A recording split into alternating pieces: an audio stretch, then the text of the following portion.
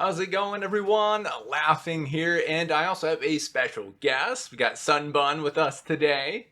And happy May the 4th, by the way. Thanks for joining us. And we are going to do an episode 1 review of the Bad Batch season 1, episode 1. So, very excited. I rather enjoyed the episode. Hopefully, you did as well. I did. Yeah, so we'll just kind of hop right into it here. So, kind of general summary, of course, it's about the Bad Batch. We kind of see them go through Order 66 a little bit, and we get to see the transition from Republic to Empire more from like a clone trooper's perspective. Even though they aren't the regular clone troopers, it's still pretty close. It's kind of a wild ride for the first episode. So, SunnBunn, what did you think of it? What were some of your kind of favorite points of the episode? Let's see. I really liked the overt display of their different personalities. Yeah. I enjoyed that. Always do. And I liked learning about who that girl is. Yes. Fair enough. Yeah, no, same. Found that to be really interesting. I also really liked kind of the potential kind of hints of where the series is going to go going forward. That's kind of sprinkled in. We are going to have a spoiler review section where we talk kind of openly about spoilers. So this first part is spoiler free, just kind of as a disclaimer. Throughout the episode, a lot of really interesting hints of kind of what might happen later on in the season, which is kind of cool, specifically kind of with the growing pains of going from Republic to Empire. And I really enjoyed kind of that aspect of it. I found that to be, for me, kind of the most interesting part of the episode. So, what else? What else did you like? Oh, man. What else did I like? Yeah. I enjoyed seeing the shifting of powers. Absolutely. Although, is it really a shift if someone was in power the whole time? It's a good point to bring up. Were there any negatives for you, kind of going through episode 1 that kind of popped out? I know the focus is on the Bad Batch. Yep. I would have appreciated more dialogue and more of a window into what the regs are doing and how they're operating and talking with each other. That's fair. We didn't really see that, but I mean, it's not about them. So That's fair. I will kind of, for me, with kind of the negatives, overall, I really enjoyed the episode.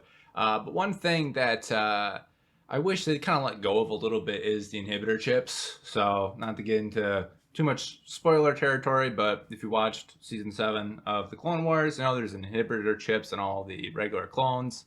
And I just kind of seeing the reliance of that kind of, continuing on makes sense to an extent, but I really do wish there was a little bit more kind of friction, I suppose, with the clone troopers. Even between the Bad Batch that wasn't necessarily reliant on the inhibitor chips. I feel like that's kind of a crutch that they just keep on falling back on, where I think it could have been more interesting if it was just kind of natural friction, inhibitor chips aside. I'm not sure I know what you're referring to. We'll talk about it in spoiler section. All right. Is there anything else that good or bad that you would like to bring up? It's spoilers. Okay, it's spoilers. Okay. I can't mention it at this segment. So he's in the trailer, so I don't feel bad bringing him up. But what did you think of Tarkin's role, I guess, in this episode? Predictable. Predictable. All right. Fair enough. Yeah, Which isn't bad. No, absolutely. He's definitely a pretty established character at this point, so understandable. I like Tarkin. I forget the voice actor's name. Nails it continually, which is awesome. So happy to see that and really hear that, I suppose. But I like Tarkin's influence in general. I find it really interesting. Kind of seeing him directly in the transition from Republic to Empire. So. I'm trying to think if there's anything else to kind of bring up. I will say there's kind of a big, it might sound weird, but there's kind of a big reliance on kids in the episode, Yes. which I found kind of annoying. I get it's a kids show, and that's fine, but it really gets rid of any sort of or it gets rid of any sort of like gray area. I feel like in the show when it's just like you throw kids into the mix and you're like really relying on that. I feel like they didn't really need to use children as much of a crutch once again when it came to like morality. You know, that was pretty constant through the episode for me. You took that a different direction than I thought you would. Yeah, that's fair. What are your thoughts on that then?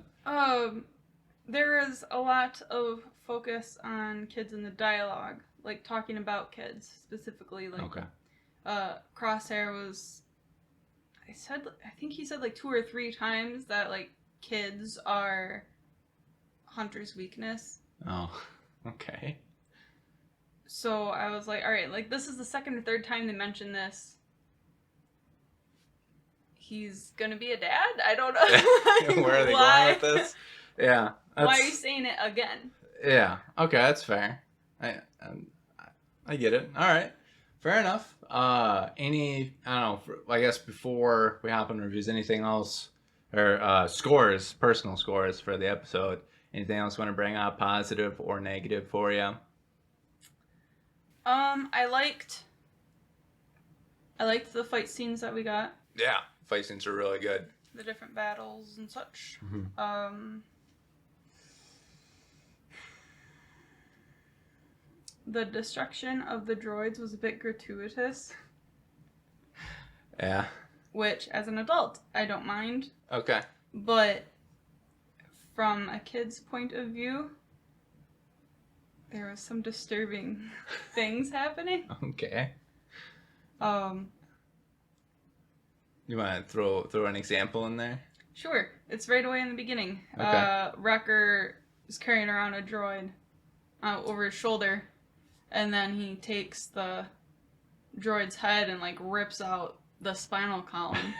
Like Predator style? Yeah, just like, I know Mortal Kombat just came out, but I don't think you're in competition with that. Please don't do that. That's fair. All right. Like seeing that, and then I immediately looked at her daughter, and I was like, "Oh dear, how is this gonna come out later?" That's fair. I feel like there was definitely a Predator callback, which I don't know. In a kid's show, I guess back up, but that might not be the most appropriate thing to have a callback for. But fair enough. I will say, like, kind of a lot of positive. I really did actually enjoy the story in a general sense. I thought it was a really good setup for the rest of the season. And it was really good foundationally for, I dare say, Clone Wars Episode 3, even another Star Wars show that we'll talk about maybe later. But yeah, in general, like, really enjoyed the story. I felt like they did a good job for the most part with that. So, yeah, anything else before we give scores? I won't be specific about it, but I liked a certain Kamino's actions. Okay. It was unexpected to me, but I really enjoyed it. Fair enough. Yeah, we'll definitely talk about that in spoilers. I feel like there's actually some really interesting stuff with that. I will say there is some friction because a decent amount of the episode does actually take place on Kamino. There is some interesting friction from the Kaminoans with Tarkin, which is kind of interesting. As you know, most people know, the Empire does phase out clone troopers, so we do kind of see that friction in the first episode, which I found extremely interesting, understandable, especially going from the Clone Wars, where the Kaminoans are very pro-war, and they're not necessarily on the good side of the Senate. Kind of seeing that. Well, it's all business. Yeah, it's all business for sure. But the government is just business. Yeah, but it was interesting seeing that kind of backfire for them a little bit. That they've helped kind of build this big thing, and now it's may or may not be kind of throwing them under the bus. So I found that aspect to be very interesting. But yeah, we'll talk more in depth about that in spoilers. Yeah. Yeah, do you want me to rate it first? Yeah, go ahead, ladies first. Okay. I'm giving it An 8. An 8? Okay. Fair enough. I'm gonna give it a 9 out of 10. Actually, I really enjoyed it, and yeah, I'm actually really looking forward to talking a little bit more in spoilers about some of the juicy parts I kind of picked up. Yeah, we'll talk a little bit more about that in spoilers. But yeah, so average score 8.5 between the two of us. So yeah, so now we are gonna go into spoilers. We're gonna talk freely. So if you haven't watched the episode yet, or you don't want to be spoiled, I'd say pause. Don't click off. Pause. Go watch it. Come back, and then you can discuss the spoiler section with us. So yeah, I'll kind of go. What's the first spoilery thing that you want to sink your teeth into?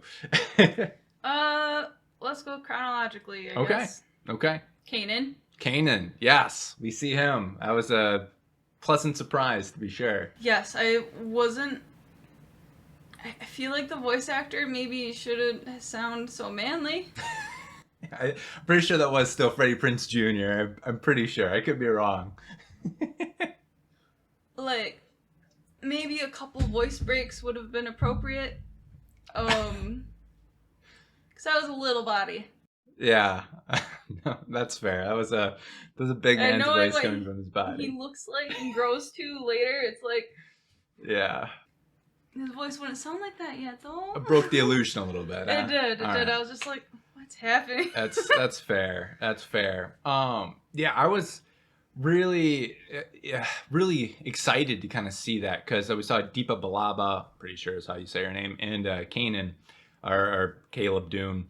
And kind of knowing Order 66 is happening, and there's actually a comic that kind of covered kind of his origin stories. I want to say like around the time Rebels came back, so it's kind of older now. Mm. I think that a little bit of that's actually retconned now because of the Bad Batch. Okay. Yeah, because before, I'm pretty sure Commander Doom, the commander or captain that they're with, he actually, I think the comic lets Kanan go. Whereas now it was actually Hunter. So they kind of switched that up a little bit, which makes sense with kind of the chips and everything. Yeah, I'm fine with that change. Yeah, but that was kind of really interesting to see. And I feel like it, like, even though it was a callback to Rebels, it didn't feel out of place. It was actually pretty welcomed. Mm. So yeah, it was kind of cool to see. What about kind of the change in the clones for you after Order 66? What was kind of your thoughts and feelings on that? Did they handle that well, or no? I mean, yes. Okay. I just wish we would have saw more interactions among them. Okay. With each other. Yeah. It just felt like, we saw this at the end of. Okay. That's fair.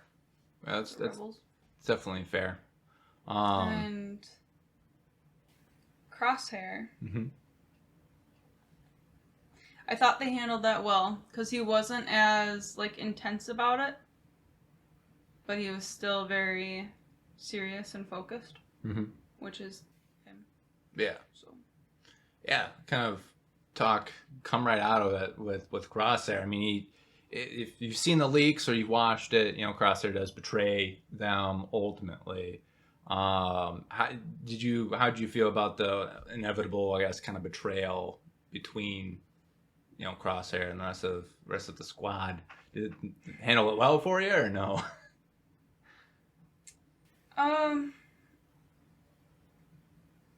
Because he was reacting to the Order 66, it went about as I expected it to. Okay, that's fair. I kind of hinted this a little bit earlier, but this was kind of the one part that I was kind of wishing that they didn't rely on the inhibitor chips as much. It makes sense story-wise. I think I would have enjoyed it a little bit more if it was more organic and natural, of literally someone on their team being like, hold on guys, we're like, I don't actually want to betray everything that we've been kind of fighting for, and actually having that be a little bit more natural than it just being, there's a chip in his head that's making him kind of do this. I think it would have been more interesting if it was the actual squad mates. All of Clone Force 99 was maybe a little bit more divided on kind of what was going on. And, like if somebody else was also with Crosshair, like, they're being ordered. Yeah, well, even if it was just kind of like, like two of them, like Crosshair and someone else, were like, hey, like maybe let's kind of stick this out. Like I get that it's kind of weird to the Empire, but I don't think we should straight up betray them. And even if it's just Crosshair that went, I'm still fine with that. But I just felt like the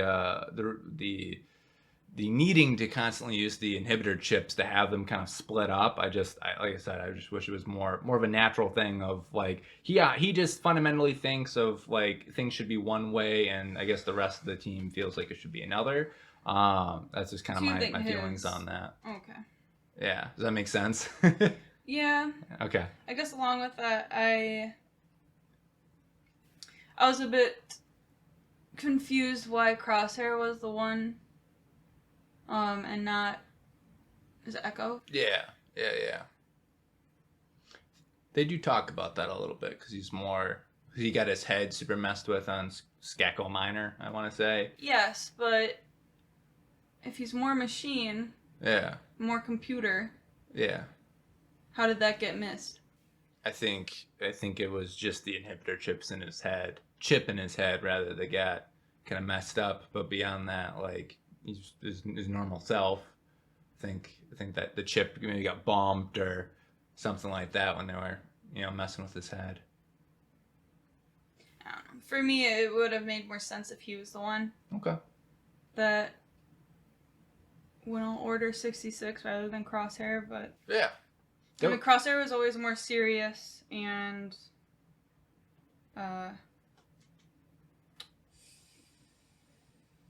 What's the word I'm looking for? Direct? Cold? Yeah, that's fair. Yeah. He's definitely the coldest out of them. I don't know. I'm like low-key sad because Crosshair was my favorite. Yeah. So... Yeah, that's fair. Yeah. I guess my new favorite's gonna be Wrecker now. Yeah, Wrecker. Yeah, he's good. He's good. I feel like he's everyone's favorite though. Yeah, he's definitely the best source of comedic relief. So,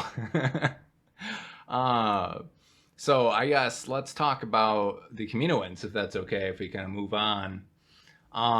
Yeah. So I guess here, why don't you kind of explain what happened at the end? That's okay, or if you want me to. Oh, that part that I liked. Yeah. Okay. Sure. So, I forget her name. Was it Nawa?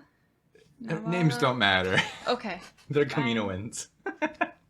There's Lama Su and no one else. Okay, that's rude. The lady Kaminoan, who was Omega's guardian, I think it was Nawala or something like that. Okay. When the Bad Batch, the new Bad Batch minus Crosshair, was trying to leave Kamino. Mm-hmm. They were gonna close the bay doors to prevent their escape, and she was off in a corner overriding it and being like, "No, door stays open." Yeah. And then like just proceeded to act like her words are very careful. Yeah. As Kaminoans always make sure they're very careful. Yeah. But she's like, they escaped. Yeah. And that's that. So this is honestly, like, might sound weird, but this part actually kind of got me most excited. So I don't think you never played Battlefront 2, like classic 2005 story, right? No. Okay. So real quick, and for the audience too. So in that game, which is, it's all Legends now. It didn't happen, but later on, there's actually Kaminoan Rebellion, where they actually have a bunch of clone troopers and they actually rebel against the Empire, which I find interesting. If they kind of go back and actually have that be canon, I think that's kind of interesting, and I think that kind of makes sense too. Because the Kaminoans aren't actually in the Star Wars galaxy, like planet-wise.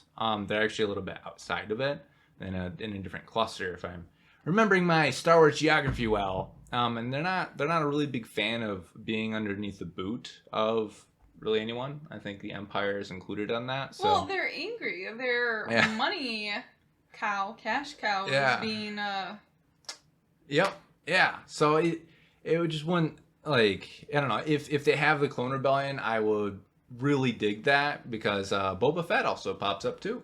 So that'd be kind of cool to see him a little bit older from when we originally saw him in the Clone Wars, and yeah, take on Camino. So I think that would be interesting if they go back and do that. That is. We'll see So what they do.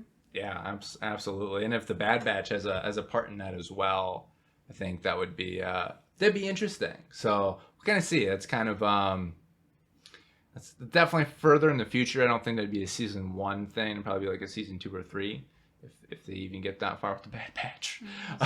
So yeah, is there any other spoilery things that you wanted to bring up?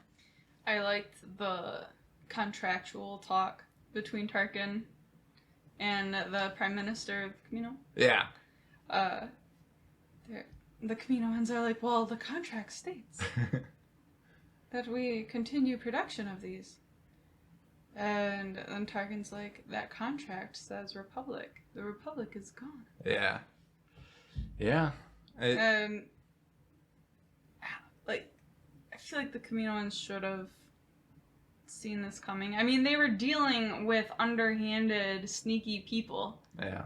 If underhanded, sneaky people are willing to be sneaky with you and include you, they're also willing to go against you. It's true. So, don't be surprised when they do that. They already told you who they are and what they do. Yeah. So I don't know, that was pretty satisfying. And I'm going to enjoy seeing Camino be spiteful. Yeah. I feel like you're adding more fuel to the fire of a potential Camino and rebellion later down the road, too, because they're going to have all these clones that aren't paid for. Mm-hmm. And we're like, what do we do with them? Well, we don't really want to be part of the Empire, so... Cool. Anything else? I am interested in seeing Omega's special talents. Mm-hmm. Because she is one of the Bad Batch. The 5. Yeah. Genetically deformed clones. Mm-hmm. But they always have a specialization. And I feel like we don't know what hers is yet. I am hoping they don't Mary Jane this. But it's looking like that's what they're doing. When you say Mary Jane, that's what do you mean? I mean, she's just magically good at everything. Oh, gotcha. You want her to have an actual specialty. Yeah. Okay. That makes sense. Yes. Please don't make the one girl in the Bad Batch be. You mean Mary Sue? Yes, thank you, Mary Sue. Good. Mary Jane. Mary Jane. Like, are they gonna Tarzan this? Or oh, you're going with that Mary Jane. All right, yeah. Spider-Man swings out of nowhere. That's funny. Yeah, Disney owns them all. Yeah, so no, Mary Sue. That's what I meant. Okay, that's fair. Yeah, me too. I do not want that to happen. Because, like, Nala said that she's very curious and inquisitive, and that's what gets her into trouble. That's, like, her specialty. She's curious. And it's like, okay, but we also saw her pick up a blaster, and she says she's never done it, and she knocked Crosshair's gun out of his hands. Yeah. I will say she wasn't, like, annoying in the first episode, for me anyway, which is good, and I hope that they continue that trend, because I have a feeling that if they write her wrong, I feel like she could be a fairly annoying character potentially, which I don't want. I'm already a bit leery about her accent. Like, the voice acting is a bit thick. Like, if she's raised there around all these clones, she should sound the same. Yeah. Because that's what she hears. But she's fresh from down under. It's not Australia though. It's the Kiwis. New Zealand. There we go. Yes, thank you. That's right there. It's right over there. Okay, fine. But still, it's very, very thick. That's fair. All right. Which I don't mind hearing. It's fine. Yeah. But if that's where she's raised and that's what she hears, it's It's not matching. That's fair. All right. Yeah, I'm right with you though. I don't want them to screw up her character because I think the character is interesting. I think the foundation of a good, interesting character is there. I just don't want to see them mess it up. Which I guess for the most part, I do have I do have faith in Dave. I think if anyone can write her well, I think it's Dave Filoni. I agree. But we'll see. Feeling nervous out of what I've seen. I feel like that's a fair. I think I share your sentiment with that because once again I know it's a kid show, but sometimes like in shows like this that the kind of kid character and a group of adults can just be kind of annoying. I find like Ezra, like especially season 1 of Rebels, I feel like was that he's just kind of annoying. I liked everyone else, but Ezra was kind of annoying to me. Oh, was he got better for sure in later seasons, but like I don't know. I disagree with you. You disagree? That's fine. I didn't feel that way. That's fine. She needs to match the rest of the Bad Batch and have that like area of expertise or natural ability. Have be very laser focused. Yes. Okay. Yeah, I'm with you on that. Because they all have their different weaknesses or blind spots, and she apparently doesn't. We'll find out. We'll find out more about her as the season goes on. So I hope that's not the case. So, yeah, I guess we'll find out. Changing subjects, if that's okay. That's fine. All right, cool. Saw Gerrera is in this as well. He was in the trailer too. But obviously Clone Force 99 is sent to take out the separatists. Insurgents. Yes, on Onderon, which I was like, yeah, it's gonna be Saw 10 out of 10, and then that ended up being the case. And that's another kind of part where I felt like they were a little. There's like kids in this rebel camp, and ultimately I felt like that was the deciding factor of them not following through on their orders, which I don't agree with in the first place. I felt like it should be, they're organics. We haven't killed like anyone. Let's not kill them. But the fact that it was like, it's kids, so now we can. I felt like that once again kind of they're just kind of shoehorned in with that, which I wasn't a big fan of. Yeah, that was another instance where Crosshair was like, there's children, like. Hunter's gonna be soft. Yeah. So I hope that they kind of knock that off. And just have it, I guess have the shades of gray there and actually have them make actual moral choices and not have it just be like super obviously black or white. I guess with that. Because obviously killing children is very bad ultimately. But yes. I mean, the same could be said about, killing, like even just a group of human insurgents as well, or insurgents. Like the argument could be made, you know what I mean? So I feel like we kind of lost the shades of gray there, which I'm bummed about because I was really hoping that Bad Batch would be more operating in those more shades of gray, which I feel like Star Wars has a tendency of not all the time, which is not enough at the very least. So I'm hoping they kind of knock that off. But it was kind of cool to see Saw. So, yes, briefly as it was, trying to think anything else from the spoiler section that we can talk about. I'm also looking forward to seeing where they're flying to. Same. Where are they going? I think they said what coordinate did they say? J. I think it was J11. I'm gonna stand by that. Yeah. Watch me totally be 14 wrong. or 16? I know it's one of the teen numbers, and it's definitely J. Okay. Maybe it is J11. Oh, all right.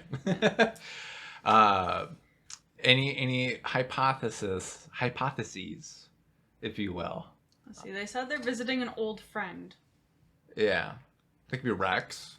Now, is it old friend as in, like, they've been friends for a long time, or is it old friend as in they are literally old? It could be Cody. Because hold on a second. Yeah, it could be Commander Cody because Cody's the one that calls them in season 7 and says that they've known each other for a while. It's the only old friend I can think of. Because, like, Rex, they just met in season 7, so I don't think it could be Rex. The only one, this is from what we've seen in the trailers and even the Lego set, I think they're going to go see Cutler Quain at some point on Sulukumai, which will be interesting because he's a regular clone who defected, and it'll be interesting to see if he's affected by Order 66 too. But Is he Sulukumai? yeah. So, which there's an Imperial presence on there. Yeah, the grid coordinates though for that one don't match. No. Okay. That's in S8. The grid coordinates. I'm impressed. All right. Well, maybe they're going to like Utapau or Utapa or whatever. I don't know. Star Wars words are hard sometimes. Maybe they're going there, and maybe it's Commander Cody. Although we know that they meet up with Rex though, based on the trailers. I know that happened. Yeah. But when? I don't know. But I know a lot of fans really want to see Cody after Episode 3. Myself included on that. I'm sure you fall into that camp as well. So sure thing. that could be interesting. It could be interesting. Huh. Well, I guess we'll find out on Friday, because I'm pretty sure that's when the next episode comes out. Which we will also be doing another one of these then on Friday. Which is exciting. So, anything else you want to talk about spoiler section wise or in general? Spoiler section wise. No. I feel like we covered everything. We covered it. Where are they going next? Where are they going? That's it. Fair enough. Well, like I said, we should find out Friday. Not too long. I am happy that they kind of released the episodes pretty close together, and then we have to wait a whole week after that. String us along. So if you enjoyed the content and our discussion and review, hit that like button and of course subscribe to the channel. Check out SunnBunn's channel as well. I will have a link to her channel in the description, and she'll be joining me for the next review, of course. And down in the comments, what did you guys think of the episode if you watched it? Otherwise, if you didn't, did our review help you decide whether or not you're gonna see it or not? I agreed. You probably should. However you want to watch it. So, thank you so much for watching. Have a fantastic rest of your day.